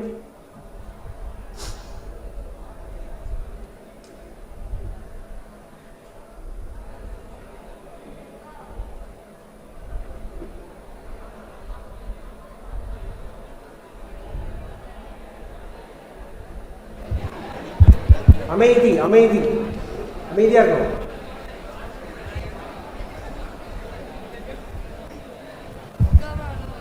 சொல்லுங்க தம்பி, எந்திரிங்க. உங்களுக்கு பிடிச்ச பாட்டு என்ன தம்பி? ஐயா, எப்படி வந்தாயோ பாட்டு பிடிக்கும். எப்படி வந்தாயோ, 6ஆம் மலை படம். பாட தெரியுமா? பாட தெரியாதுங்க. 6ஆம் வரிவலியா? 6ஆம் மலை. எது? 6ஆம் மலை. 6ஆம் மலை. 6ஆம் மலை. சரி, இது இந்த பாட்டை பற்றி நான் கேட்டதே இல்லை. உட்காருங்க, வேற பாட்டு. இப்போ சரி, நம்ம லாங்குவேஜில் வச்சுக்கோ. குத்துப்பாட்டு எக்ஸலண்டாக இருக்குது, அப்படியே ஆடணும் போல தெரியுது. அந்த பாட்டை என்ன பண்ணுறீங்க, உங்களுக்கு எந்த பாட்டு பிடிக்குமோ அந்த பாட்டை லைன் பை லைனாக எழுதிக்கிங்க. ஒவ்வொரு லைனாக எழுதிக்கிங்க. எழுதிட்டு காலையில் நேரமே எழுந்திரிச்ச உடனே அந்த பாட்டை படிங்க. ஸ்கூலுக்கு போகும்போது ஒரு தடவை படிங்க, நைட்டு ஒரு தடவை படிங்க, தூங்கும்போது ஒரு தடவை படிங்க. அந்த பாட்டுனால உங்கள் வாழ்க்கை எந்த விதத்திலே உயரும் என்று யோசித்து பாருங்கள். என்னது உயரமா வாழ்க்கை? ஏதோ ஒரு தடவைக்கு அந்த பாட்டை கேட்கலாம், நல்லா இருக்குங்கிறதுக்காக கேட்கலாம். ஆனால் தொடர்ந்து அதிலேயே லயத்து அதுக்கு மில்லியன் லைக்ஸ் வாங்கி கொடுத்து அவனுக்கு பணத்தை சம்பாதிச்சு கொடுக்க நம்ம ஆள் இல்லை. நம்மெல்லாம் அடிமைகள் கிடையாது. மனோரீதியாக நம்மெல்லாம் அடிமையாக்கிட்டாங்க. அவனுக்கு வேண்டியது பணம். நீங்கள் கிரேவிங் ஆகிட்டீங்க. எப்படி அந்த ஐஸ்கிரீம் காமிச்ச உடனே நமக்கு எச்சில் ஊறுதோ, அதே மாதிரி இந்த நடிகர் படத்தை பார்த்தா தான் நமக்கு உயிரே பிழைக்கும், வாழ முடியும் அப்படிங்கிற மாதிரி நிலைமை கொண்டு வந்து விட்டாங்க. அந்த பாட்டை கேட்டால் தான் நம்ம வாழ முடியும், அல்லது இவர் 6 அடித்தாதான் நம்ம வாழ முடியும் அப்படிங்கிற மாதிரி ஸ்கூலுக்கு கட்டடிச்சு கூட மேட்ச் பார்க்குற தயாராகிட்டோம். எப்போ நமக்கு டைம் எல்லாம் நம்ம வேலையெல்லாம் போக டைம் இருக்கோ அப்போ சினிமா பார்க்கலாம். அதுவும் நல்ல படங்களாக தேர்ந்தெடுத்து பார்க்கலாம். முகுந்தன் படம் எவ்வளோ பேர் பார்த்தீங்க? அமரன் அமரன் தானே அது, அந்த மிலிட்ரி கதை, முகுந்தனுடைய கதை. Very good. அந்த மாதிரி படங்களை பார்த்தா நமக்கு ஒரு இன்ஸ்பிரேஷன் வரும். எஸ் ப்ளீஸ், சைலண்ட், அமைதி. அந்த மாதிரி படங்களை பார்க்கும்போது நமக்கு ஒரு இன்ஸ்பிரேஷன் வரும்போது என்ன ஆகுன்னு கேட்டிங்கன்னா, நம்மளும் ஏதாவது செய்யணும் அப்படிங்கிற ஒரு ஆசை, தூண்டுதல் நமக்கு ஏற்படும். ஆக நல்லதை பார்ப்பது, நல்லதை கேட்பது, நல்லதை செய்வதுன்னு நடந்ததுன்னா நமக்கு உயர்ந்த விஷயங்களையே நம்மளுடைய அறிவு செயல்படுத்தும். அப்போ நீங்கள் தான் best version of yourself ஆயிருக்கீங்க. அதில் எந்த விதமான சந்தேகமும் இல்லை. இப்போ நம்மளுடைய அறிவு வந்து எஜமானனா இருக்கணும். அறிவு எஜமானனா இருக்கணும். மனசு வந்து வேலைக்காரனா இருக்கணும். ஆனால் உள்டாவா ஆயிடுச்சு. மனசு வேலைக்காரனா இருக்க வேண்டிய மனசு வந்து எஜமானனா மாறிட்டான். செயல்படுத்த வேண்டிய அறிவு வந்து வேலைக்காரன் ஆகிட்டான். அப்போ நம்ம மனம் போன போக்கில் கேட்கறது, பார்க்கறது, செய்யறது, எல்லாத்தையும் சாப்பிட்றது, எல்லாத்தையும் செய்கிறோம். Yes or no? உண்மையா பொய்யா? ரைட். இந்த மாதிரியான விஷயங்களை நம்ம ஈடுபட ஆரம்பிச்சிட்டோம். அப்போ இதை சரி பண்ணணும். இதுதான் நம்ம சென்சஸ் மேனேஜ்மெண்ட். இதை சரிப்படுத்தி பக்காவாக கொண்டு வரணும். இப்போ நீங்கள் இந்த யானையை பார்த்துருப்பீங்க. யானை தெரியும் இல்லையா? யானை வந்து ஸ்பரிசத்துக்கு ரொம்ப அடிக்ட் ஆகும்.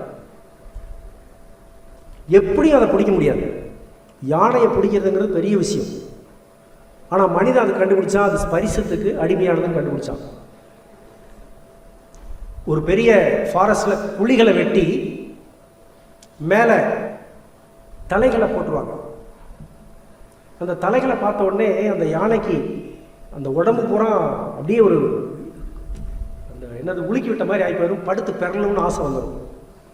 போய் படுக்கும், பெறலும், மாட்டிக்கும். அவ்வளோதான், முடிஞ்சு போச்சு. அடுத்தது சுவை.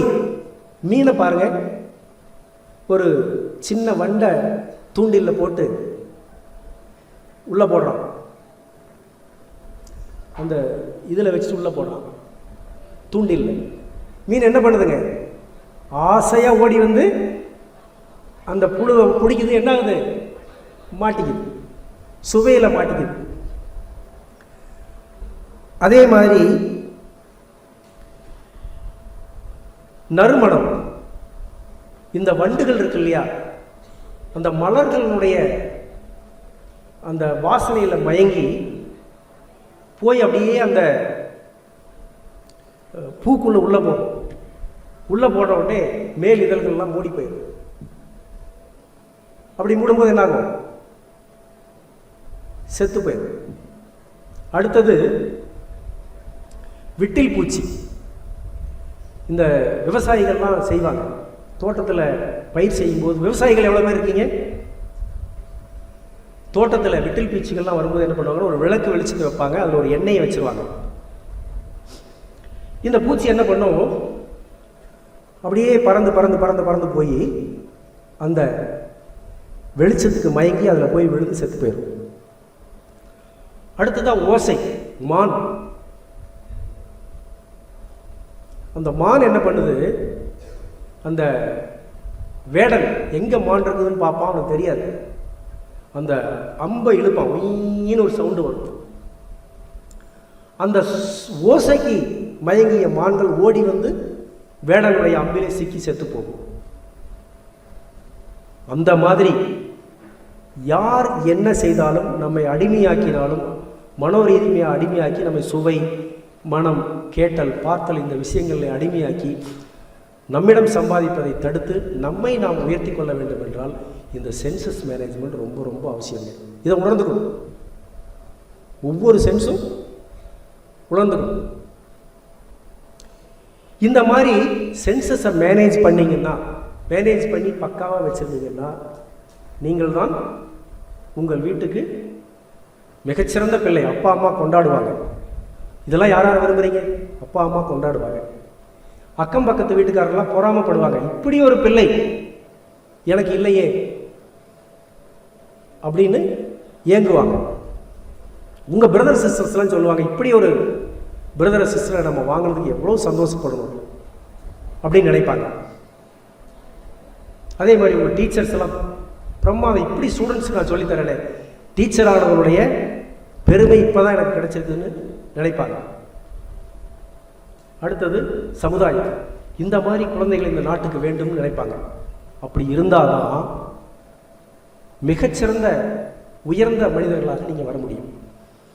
இப்போது நான் போன மாதத்துக்கு முதல் மாதம் அந்தமான் தீவுக்கு போயிருந்தேன். அங்கே வந்து செல்லுலார் சிறை அப்படின்னு ஒன்று கட்டி வச்சுருக்காங்க. அந்த ஜெயிலில் நம்ம சுதந்திரத்துக்காக போராடின அத்தனை பேரையும் கொண்டு போய் அங்கே அடைச்சிருவாங்க. எங்கே போனானே தெரியாது. ஒரே ஒரு ரூம், 10க்கு 10 அடிக்கு 10 அடி சைஸ், அவ்வளோதான். அதில் உள்ளே வச்சுட்டு ஒரு தட்டு வச்சுருவாங்க. அதில் தான் சாப்பாடு. அந்த தட்டிலேயே தான் மலம் போய் எடுத்து கொட்டிக்கணும். மலம் சிறுநீர் கழிக்கிறதெல்லாம் பண்ணிக்கணும். இப்படி 25 வருஷம் அந்த ஜெயிலில் இருந்துட்டு வெளியே நிறைய பேர் வந்தாங்க. அங்கேயே செத்து போனவங்களும் உண்டு. இதெல்லாம் யாருக்காக? இதெல்லாம் யாருக்காக? லட்சக்கணக்கான பேர் இந்தியாவில் இந்த மாதிரி மடிஞ்சு போனாங்க அந்தமான் ஜெயிலில். யாருக்காக தெரியுமா? யாருக்காக? நமக்காகப்பா. நமக்கு சுதந்திரம் வாங்கி தர வேண்டும் என்ற நோக்கத்திற்காக தன்னுடைய குடும்பம், தன்னுடைய பிள்ளை, தன்னுடைய நாடு அத்தனையும் தியாகம் பண்ணி மலத்தையும் சாப்பாட்டையும் ஒரே தட்டில் தின்று 25 வருடங்கள் ஒரே அறையிலே அடைந்து கிடந்து தன்னுடைய உயிர்களை விட்டார்கள். அப்படிப்பட்ட மகான்கள் கஷ்டப்பட்டு நமக்கு சுதந்திரம் வாங்கி கொடுத்தார்கள். அப்படிப்பட்ட சுதந்திரத்தை நம்ம பாதுகாக்கணுமா வேண்டாமா? பாதுகாக்கணும்ல. புதுசாக ஒரு சட்டை வாங்குறோம்ப்பா, அந்த சட்டையை பத்திரமா வச்சிருக்கணும். நல்லா பிடிச்ச சட்டை, அதை என்ன பண்ணணும்? பத்திரமா வச்சிருக்கணும்னா ரொம்ப நாளைக்கு ஒழுங்காக துவைக்கணும், அயன் பண்ணணும், போட்ட உடனே கழட்டிடணும். இந்த மாதிரி பாதுகாத்து வச்சிருந்தா தானே அது இருக்கும். சட்டைக்கு அப்படின்னா சுதந்திரத்திற்கு அதை எப்படி காப்பாற்றணும்? இந்த மாதிரி சென்சஸ் விஷயங்கள்ல மனோ ரீதியாக அடிமையாகி நம் கண்களுக்கும் காதுகளுக்கும் புலன்கள் இன்பங்களுக்காக அடிமையாகி நம்மளுடைய பணத்தையும் உழைப்பையும் வீண் பண்ணி கொண்டிருப்பதை விட, இதுக்காக நமக்கு சுதந்திரம் வாங்கி கொடுத்தாங்க? சொல்லுங்க பார்ப்போம். இதற்காக சுதந்திரம் வாங்கி கொடுத்தாங்க? இல்லை. வாங்கி கொடுத்தது நாம் நல்லாக இருக்க வேண்டும் என்பதற்காகத்தான். அந்த சுதந்திரத்தை கட்டி காக்க வேண்டியது நம்மளுடைய பொறுப்பு. ஆக உங்களுடைய சென்சஸை பிரமாதமாக மேனேஜ் பண்ணும். ஒரு சின்ன கதை. ஒரு சிற்பி, அவன் ஒரு கோயிலுக்கு ஒரு ஒரு அந்த அந்த பெரிய டவுன், அந்த டவுனுடைய உச்சியில் ஒரு 60 அடி உயரத்தில் ஒரு சிலை வைக்கணும். அந்த சிலையை செய்ய சொல்லி ஆர்டர் கொடுத்துருந்தாங்க. ஆர்டர் கொடுத்துட்டு அப்புறம் ரொம்ப நாள் கழித்து அவர் வந்தார். ஆர்டர் கொடுத்தவர் வந்தார். எங்கப்பா அது சிலைன்னு சொன்னேன். இன்னும் சிலை செய்து முடிக்கலன்னு சொல்லி சொன்னார். ஆனால் அந்த சிலை செஞ்சுக்கிட்டு இருந்தார். ஆனால் அவங்க அப்படியே உட்கார்ந்துருந்தவங்க அங்கே பார்த்தாங்க, இன்னொரு சிலை அழகாக அற்புதமாக என்ன சிலை கேட்டாங்களோ அதே சிலை அங்கே செஞ்சு வச்சுருந்தாங்க. நல்லா இருந்தது, அருமையாக இருந்தது. எப்படி செஞ்சுட்டேன், ஏன் செய்யலன்னு போய் சொல்கிறீங்களேன்னு சொல்லி சொன்னாங்க. சொன்ன உடனே அது கிட்ட போய் பாருங்கள், அந்த மூக்கில் லேசாக ஒரு கிராக் விட்டுருக்கு, அதனால தான் நான் இன்னொரு சிலை செஞ்சுட்டு இருக்கேன் அப்படின்னு சொல்லி அந்த சிற்பி சொல்லுவார். ஏயா, அதே 60 அடி உயரத்தில் வைக்க போகிறோம், பக்கத்தில் இருந்து பார்க்கும்போதே அந்த கீறல் எனக்கு தெரியல, இதுக்கு போய் செலவு பண்ணி இன்னொரு சிலையை செய்யணுமா, யாருக்கு தெரிய போகுது அப்படின்னு சொல்லிட்டு அவர் கேட்டார். அப்படி இல்லை, அந்த மூக்கிலே ஒரு விரிசல் இருக்கிறது என்பது எனக்கு தெரியும். நான் அந்த ரோட்டில் போகும்போதெல்லாம் அந்த மூக்கில் விரிசல் இருக்குதுன்னு நான் நினைப்பேன். அல்லது கடவுளுக்கு தெரியும். அடுத்ததான் இந்த மாதிரியான நேர்மையோட இந்த சென்சஸை நம்ம மேனேஜ் பண்ணணும்.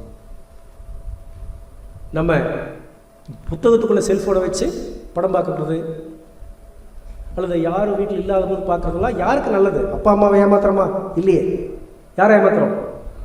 நம்ம நாமே ஏமாத்துறோம். அந்த சிற்பி மாதிரி சின்ன மூக்கில் இருக்கிற வீரனுக்கும் நாம் கவலைப்பட வேண்டும்.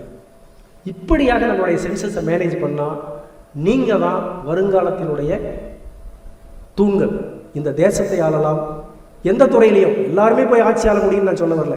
சயின்டிஸ்டா, டாக்டரா, இன்ஜினியரா, வக்கீலா, ஜட்ஜா, இப்படி ஒவ்வொரு துறையிலும் முன்னேறலாம். இன்னும் உங்களுக்கெல்லாம் வாழ்க்கையே ஆரம்பிக்கல. இன்னும் 10 வருஷம் கழிச்சு தான் வாழ்க்கையே ஆரம்பிக்க போகுது. அதற்குள்ளே நீங்கள்லாம் உயர்த்தி கொண்டால், இதெல்லாம் டெபாசிட் பண்ணுற மாதிரி டெபாசிட் பண்ணிங்கன்னா உங்களுடைய வருங்காலம் உயர்ந்ததாக அமையும். பணம் காசு எதுவும் இல்லைன்னாலும் பரவாயில்ல, நீங்கள் பெஸ்ட்டாக வரலாம். இதுதான் அந்த சென்சஸ் மேனேஜருடைய இம்பார்ட்டன்ஸ். இனி ஒரு சின்ன மெடிடேஷன் நான் மறுபடியும் உங்களுக்கு பின்னாடி சொல்லி தருவாங்க. பஞ்சேந்திரிய தவம்னு சொல்லிட்டு. ஆனால் நான் அந்த மாதிரி பண்ணல, ஒரு இதாக சொல்கிறேன். எங்கள் நேராக உட்காருங்க எல்லாரும்.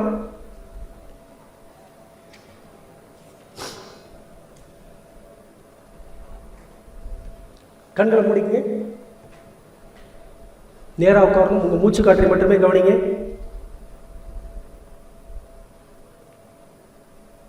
சைலண்டாக இருக்கணும். நேராக உட்காருங்க.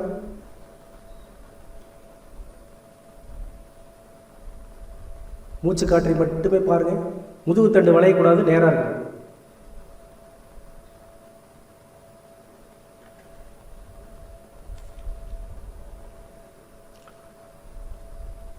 நான் என்னுடைய இந்த உடலை வணங்குகிறேன். இந்த தொடு உணர்வு மூலமாக, மனசில் நான் சொல்றது அப்படியே சொல்லிங்க, தொடு உணர்வு மூலமாக மனசில் சொல்லிங்க, தொடு உணர்வு மூலமாக என்னுடைய உடலை ஆரோக்கியமாக வைத்துக் கொள்வேன். மனதை தூய்மையாகவும் அமைதியாகவும் வைத்துக் கொள்வேன்.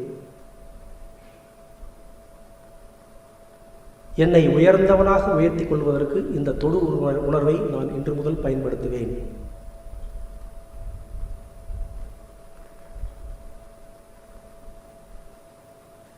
அப்படியே உங்க உடலையே நினைச்சுக்கங்க.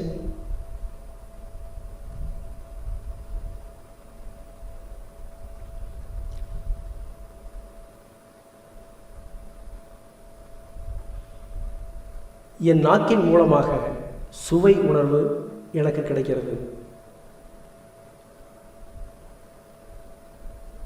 இந்த சுவையை, நாக்கை பயன்படுத்தி என் உடலை ஆரோக்கியமானதாக வைத்துக் கொள்வேன்.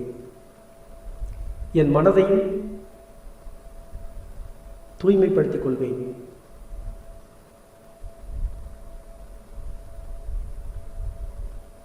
அதே போல நான் நாக்கு மூலமாக உச்சரிக்கின்ற சொல்கள் என் உடலுக்கும் மனதுக்கும் ஆரோக்கியத்தை கொடுக்கட்டும். நான் பேசுகின்ற அத்தனை பேருக்கும் இன்பத்தையும் சந்தோஷத்தையும் கொடுக்கட்டும். யாரையும் நான் கடிந்து கஷ்டப்படுகின்ற மாதிரியான வார்த்தைகளை உபயோகிக்க மாட்டேன்.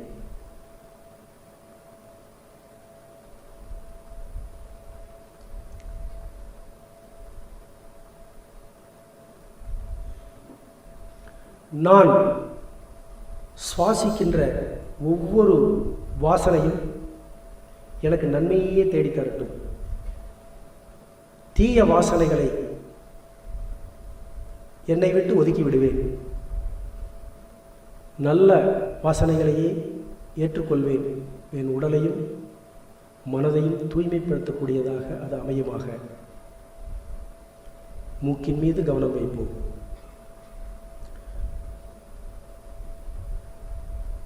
இறைவன் கொடுத்ததில் எனக்கு ஒரு அற்புதமான கருவி இந்த கண். இந்த கண்களை பயன்படுத்தி ஒரு நாளும் எனக்கு நான் தீமையை தேடிக்கொள்ள மாட்டேன். என் உடல் ஆரோக்கியத்தை கெடுத்துக்கொள்ள மாட்டேன். என் மனதை ஒழுக்கக்கேடாக மாற்றிக்கொள்ள மாட்டேன்.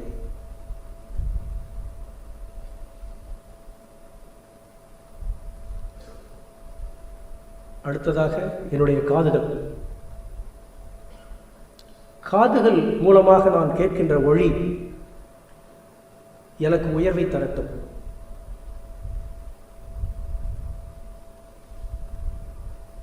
எல்லோருக்கும் நன்மையே பயக்கட்டும். என்னுடைய மனதை தூய்மைப்படுத்தி ஆரோக்கியப்படுத்தட்டும்.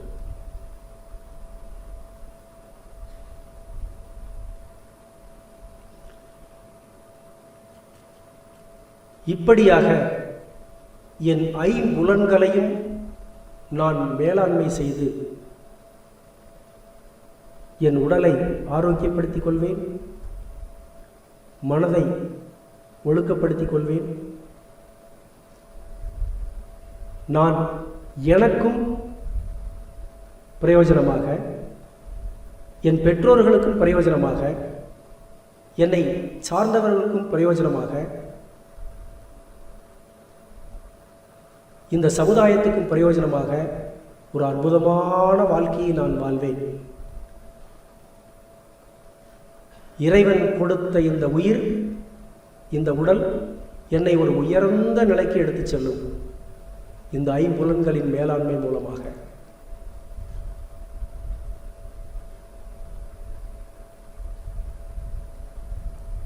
வாழ்க வையகம், வாழ்க வையகம், வாழ்க வளமுடன். கண்களை திறந்துக்குங்க மெதுவா. உங்களெல்லாம் பார்க்குறதுக்கு எனக்கு ரொம்ப சந்தோஷமாக இருக்குது. இந்த புலன்கள் மேலாண்மை சாதாரணமான விஷயம் இல்லை. பெரிய பெரிய மகான்களும் முனிவர்களும் சொன்னது. ரொம்ப ஈஸியான மெத்தடில் நம்ம மகரிஷி அவர்கள் இதை ஒட்டியே நமக்கு பாடங்கள் எல்லாம் அமைத்து கொடுத்துருக்கார்கள். உடற்பயிற்சி, தியானம், இது எல்லாம் செஞ்சு கொடுத்துருக்காங்க. நம்ம யாருக்காகவும் வேண்டாம், சுயநலத்தோடு செய்வோம், சுயநலத்தோடு இருப்போம். என்னை நான் உயர்ந்தவனாக ஆக்கிக் கொள்வேன்.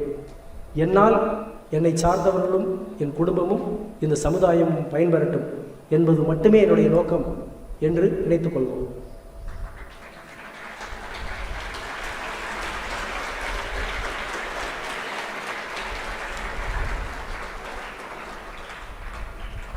கைதட்டினாலும் இன்னும் 5 நிமிஷம் இருக்கு. ஏதாவது கேள்விகள் இருக்கா?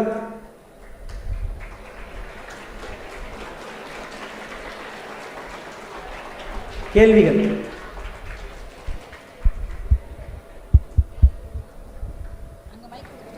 அங்க கடைசி தம்பி முன்னாடி வந்துருங்க, அப்படியே மைக் வாங்கிட்டு வாங்க.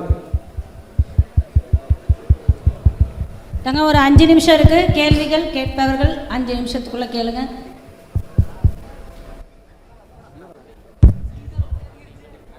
கேளுப்பா. மைக் வாங்கினவங்க கேளு, சீக்கிரம் கேளு. டைம். வாழ்க வளமுடன். சொல்லுப்பா. வாழ்க வளமுடன். நீங்க பாட்டு கேட்கறது தப்புன்னு சொன்ன மாதிரி எனக்கு புரிஞ்சுதுங்க ஐயா. தப்பு இல்லப்பா, தப்பே இல்லை, நீ கேளு. இப்போ எனக்கு தப்புன்னு சொல்லவே இல்லை. நீ எந்த பாட்டை விரும்பி கேட்குறியோ அந்த பாட்டை எழுதிக்கணும். 4 வேளை 5 வேளை டெய்லியும் படி. அந்த சொற்கள் உன் வாழ்க்கையை எப்படி உயர்த்தும், உன் குடும்பத்தை எப்படி பாதுகாக்கும்னு யோசிச்சுப்பாரு. தொடர்ந்து அந்த பாட்டை விரும்பி கேட்கலாமா வேண்டாமா முடிவு பண்ணி. இப்போ நான் சாமி பாட்டு கேட்டேன்னா அதுக்கும் அதே நிலைமை தானாங்கய்யா? வெரி குட், அருமையான கேள்வி. ஒரு பாட்டு சொல்ல, ஒரு பாட்டு சொல்ல. கண்டசஷ்டி கவசம், கண்டசஷ்டி கவசம். அதை எழுதிப்பாரு, படிச்சுப்பாரு. அதில் உனக்கு உயர்ந்த விஷயங்கள் இருந்தால் ஏற்றுக்கோ. நன்றிங்க ஐயா. உன்னை வாழ்க்கையை கெடுத்துரும், உன்னை நாசமாக்கிறோம் நினச்சாலும் கேட்க வேண்டாம். நான் சொல்றது உன்னுடைய முடிவு முடிய விட்டுறேன். இதை நம்ம உயர்த்தும் அப்படின்னு கேட்டு அதுக்கப்புறம் முடிவு பண்ணு. சாமி பாட்டு, பக்தி பாட்டு, பாப்பா மகரிஷி பாடு பாடுச்சு இல்லையா, இது என்னுடைய எழுதி பாருங்க. இது என்னுடைய வாழ்க்கையை கெடுத்து விடும், வேஸ்ட் அப்படின்னு நினச்சா கேட்காதீங்க. அதுக்கு முன்னாடி இந்த மாதிரி நான் சொன்னதெல்லாம் பயன்படுத்தி பாருங்க. சரியா? ரைட். நெக்ஸ்ட். இந்த பக்கம் யாராவது எழுந்தீங்க வா.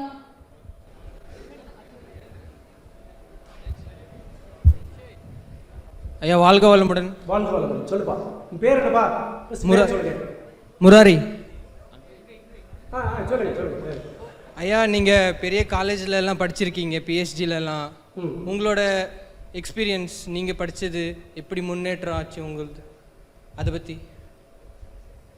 நான் எதெல்லாம் செய்யக்கூடாதுன்னு செஞ்சனோ அதெல்லாம் முதல்ல செஞ்சேன். மகரிஷி மாதிரி உடல்நலம் பாதிக்கப்பட்டு ரொம்ப கஷ்டப்பட்டு போனேன். அதற்கப்புறம் இயற்கை உணவுகள், மகரிஷி மாதிரி மகான்களுடைய கருணை இதெல்லாம் கிடச்சி இந்த விஷயங்களை எல்லாம் கற்றுக்கிட்டேன். அதற்கப்புறம் நான் நீதிபதியான எல்லாத்துக்கும் நன்மை செய்துக்கிட்டு இருக்கிறேன். நல்ல பயன்களை மற்றவங்களுக்கு கொடுக்க முடியுது. நானும் நல்லவனா சந்தோஷமாக வாழ முடியும். சரியா? ஒரு காலேஜ் மாணவனுக்கு என்னென்ன பிரச்சனைகள் இருக்குமோ, ஒரு பள்ளி மாணவனுக்கு என்னென்ன பிரச்சனைகள் இருக்குமோ அதெல்லாம் ஆரம்பத்தில் இந்த சென்ஸ் ப்ளஸர், புலன்களின் இன்பமெல்லாம் எனக்கு இருந்தது. சரி. அதிலிருந்தெல்லாம் வெளிவருவதற்கு இந்த மாதிரி மகான்கள் தான் எனக்கு உதவி பண்ணியிருக்காங்க. நெக்ஸ்ட் ஐயா, வாழ்க வளமுடன். வாழ்க வளமுடன் ஐயா. ஐம்புலன்களை கட்டுப்படுத்துன்னு சொன்னீங்க, ஆனால் எப்படி கட்டுப்படுத்துன்னு சொல்லுங்க. கட்டுப்படுத்துவது அல்ல, தயவு செஞ்சு தப்பா புரிஞ்சுக்காதீங்க. ஒரே ஒரு விஷயம், ஐம்புலன்களை கட்டுப்படுத்துவது அல்ல. இப்போ நான் மெடிடேஷன் சொல்லி கொடுத்தேன் இல்லையா, உங்களுக்கு இந்த கோர்ஸில் பஞ்சேந்திரிய தவம் அப்படின்னு சொல்லி கொடுப்பாங்க. அந்த தவத்தில் ஒவ்வொரு புலன்களையும் நினைத்து மெடிடேஷன் பண்ண வைப்பாங்க. அப்படி செஞ்சீங்கன்னா ஆட்டோமேட்டிக்காக காலப்போக்கில் அதுவே சரியாயிடும். ஒரு நாள் சரி பண்ண முடியாது. ஏன்னா நீங்களாம் சின்ன பசங்க, இனிமேல் தான் வாழ போகிறவங்க, ஈஸியாக உங்களுக்குலாம் கை முடியும். 50 வயசு 60 வயசு ஆளுகள் கொண்டு கொடுத்தீங்கன்னா கை கூடாது. சரியா? அந்த தவத்தை பண்ணுங்க ரெகுலராக. சரி, வாழ்த்துக்கள் ஐயா. வாழ்க வளமுடன் ஐயா. இங்கே ஐயா, லைக் நீங்கள் உங்கள் லைஃப்பில் ஒரு சேஞ்ச் எந்த ஏஜ்லேருந்துயா நீங்கள் உங்கள் லைஃப்பில் ஒரு சேஞ்ச் வந்துச்சுங்களே, அது எந்த ஏஜ்லேருந்து உங்களுக்கு வந்துச்சு, எப்போ நீங்கள் புரிஞ்சுக்க ஆரம்பிச்சுங்க ஐயா? எனக்கு 25லப்பா. அப்போ 25 வயசில் என்னாச்சுன்னு கேட்டிங்கன்னா, அதிகப்படியான மாத்திரைகள், உடல்நலம் பாதிப்பு இதெல்லாம் ஏற்பட்டு நடக்க முடியாமல் போயிடுச்சு. 2 வருஷம் நடக்காமையே இருந்தேன். அப்போ தான் மகான்களுடைய உதவியை நான் நாடினேன். அது எனக்கு மாற்றத்தை ஏற்படுத்துச்சு. குறிப்பாக நம்ம மகாத்மா காந்தியுடைய சத்திய சோதனை அப்போ நான் படித்தேன். அது ஒரு பெரிய மாற்றத்தை எனக்கு கொடுத்தது. ஐயா, இப்போது இருக்கிற லைக் நான் என்னையே சொல்கிறேன், லைக் நான் இப்போ வரையும் நான் ஒரு விஷயத்த பண்ணுறேன்னா என்னால் ஒரு கண்டினியூஸாக பண்ண முடியல. லைக் ஒரு பிரேக் எடுத்தாலுமே லைக் அந்த விஷயத்த நான் அப்படியே டிஸ்கண்டினியூ பண்ணுறேன். அதை ஒரு ஃபாலோ பண்ணிட்டு பண்ணுறதுக்கு ஏதாச்சும் ஒரு அதாவதுப்பா, நல்ல விஷயங்களை பண்ணுறதுக்கு ரொம்ப பிரயத்தனப்படணும். இப்போ ஃபார் எக்ஸாம்பிள், இந்த கிளாஸுக்கு வரலான்னு நிறைய பேர் முடிவு பண்ணுவாங்க. முதல் வருஷம் அக்கா வீட்டில் காது ஊற்றுறதுக்கு வர முடியாது. அடுத்த வருஷம் மாமா பையனோட சித்தப்பாவுக்கு கல்யாணம், வர முடியாது. ஆனால் இன்னைக்கு நம்ம தலைவர் நடித்த படம் வருது, எப்படியாவது ஃபர்ஸ்ட் ஷோ பார்க்கணுன்னா போயிடுறோம்ல. எப்படியாவது இன்னைக்கு போய் ஹோட்டலில் சாப்பிட்றணும், நமக்கு பிடிச்ச சாப்பாடு சாப்பிட்றணும்னு சாப்பிட்றோம்ல. அப்படிதான் எதுக்கு ப்ரியாரிட்டி கொடுக்கணும்னு யோசிக்கணும். அதற்கு இங்கே சொல்லிக் கொடுக்குற வழிமுறைகள் தான் இந்த அகத்தாய்வு 1, 2, 3 இதெல்லாம் படிச்சுக்கிறதெல்லாம் படிக்க முடியும். சரிங்களா? ரைட். வாழ்க வளமுடன் தங்கம். நேரம் கருதி நம்ம நிறைவு செய்யலாம். ஒரே ஒரு கேள்வியா? தம்பி எந்திரிங்க. சொல்லுங்க, அப்படியே சொல்லுங்க தங்கம். டைம் ஆயிடுச்சு.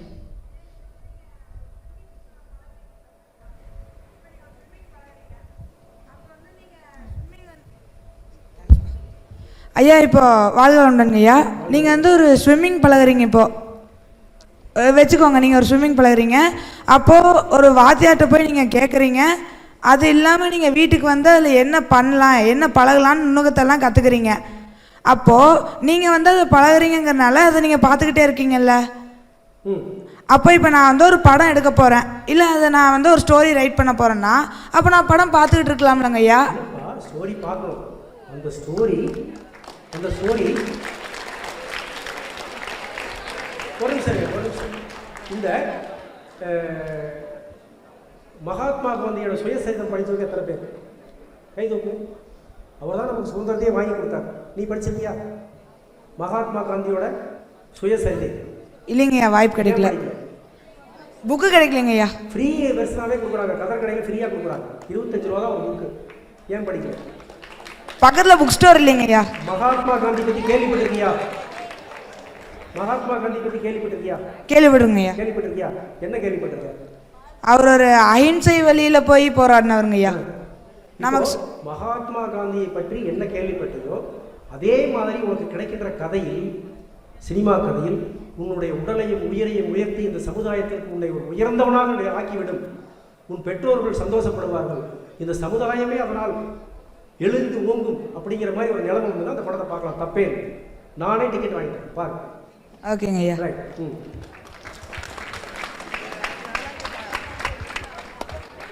எனக்கு ஒரு அற்புதமான வாய்ப்பு. நானே திணறி போயிட்டேன் உங்கள் கேள்விகளால். இவ்வளோ பிரில்லியண்ட்டாக இருக்கீங்க. என்னுடைய வாழ்த்துக்கள். நீங்கள் இந்த புலன் இன்பங்களிலிருந்தெல்லாம் வெளியே வந்து இந்த சமுதாயத்திற்கு, உங்கள் குடும்பத்திற்கு உயர்ந்த குடிமக்களாக வர வேண்டுங்கிறது தான் என்னுடைய ஆசை. உங்கள் அனைவருக்கும் என்னுடைய வாழ்த்துக்களை தெரிவித்துக் கொள்கிறேன். இங்கு வாய்ப்பளித்தமைக்கு நன்றி கூறி விடைபெறுகின்றேன். நன்றி, வணக்கம். வாழ்க வளமுடன், வாழ்க வளமுடன், வாழ்க வையகம்.